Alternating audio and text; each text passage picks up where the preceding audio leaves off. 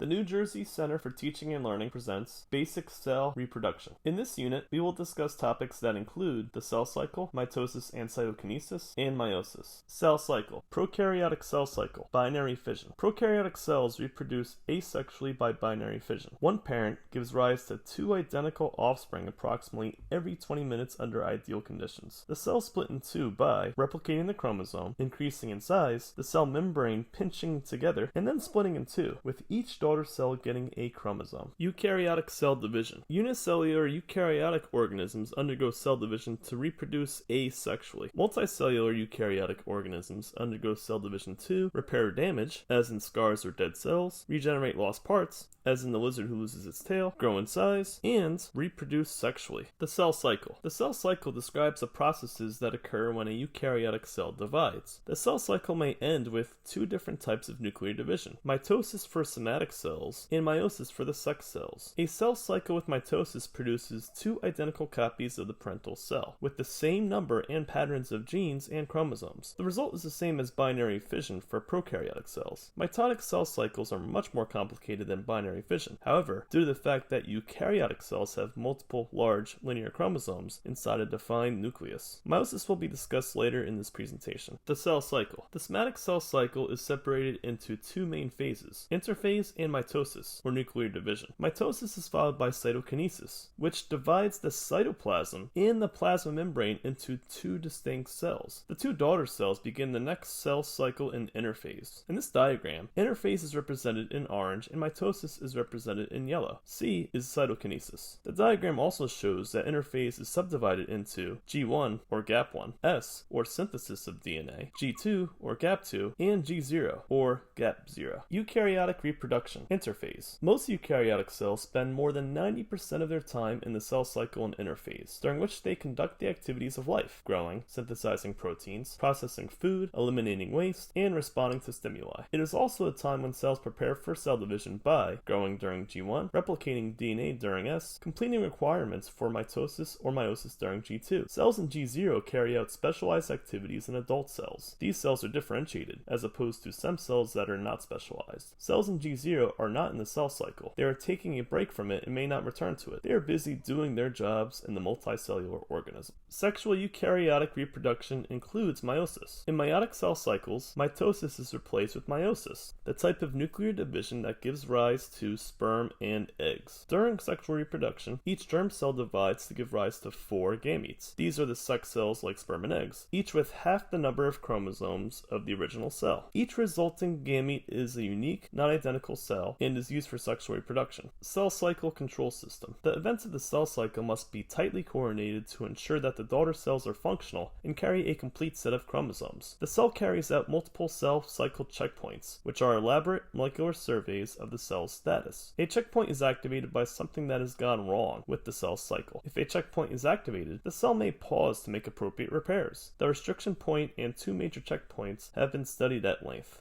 Cell cycle control system. In this diagram, we see the various checkpoints that occur during various stages of the cell cycle. The G1 checkpoint, or the restriction checkpoint, occurs during the G1 phase, the G2 checkpoint occurs during the G2 phase, and the M checkpoint occurs during the mitotic phase. Descriptions of the checkpoints are on the next slide. Cell cycle control system. Restriction point, also called G1 checkpoint, ensures that the cell is large enough and has received ghost signals from the environment. Once a cell passes the restriction point, it will most likely complete the cell cycle uninterrupted, unless something goes terribly wrong. G2M checkpoint ensures that DNA synthesis was completed perfectly during S phase and that the cell is ready for mitosis or meiosis. M phase checkpoint ensures that the spindle has properly attached so that it separates chromosomes evenly into 2 sets. Cell cycle control system. Once a cell passes the restriction point, there are 3 possible outcomes. If checkpoints are not activated, the cell continues through the cell cycle uninterrupted. If a checkpoint is activated, the cell cycle is paused